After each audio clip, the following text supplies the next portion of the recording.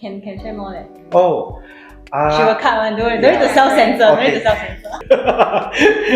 I think for me it's years and years of interacting with unaware straight men.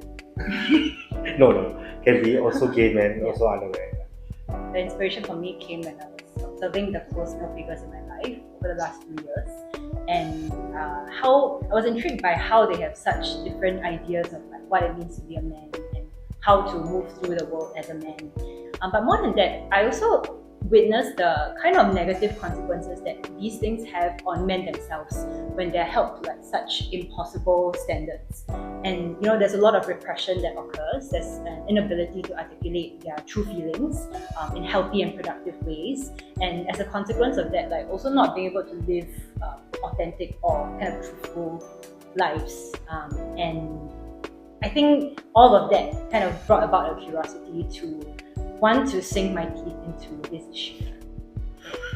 I think that both of us are the same. I think when Michael shared a topic that was taboo, he was so giving.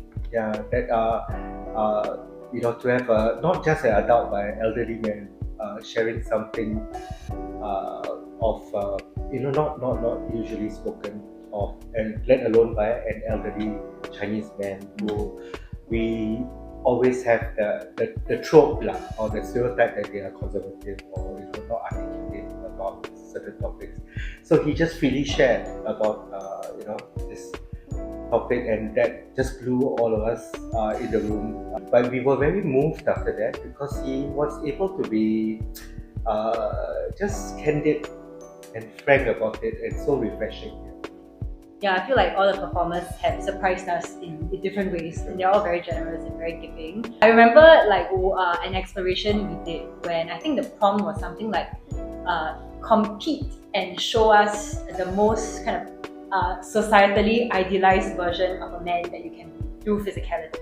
And I was just watching the guys, but then out of the corner of my eye, like Ellie just starts like flexing and like grunting like super loudly, and she just kept going like on and on and on, and she would not let up. And she did it with so much fervor and commitment, and also accuracy, that everyone just turned around to look at her. And then I think she won the contest in the end.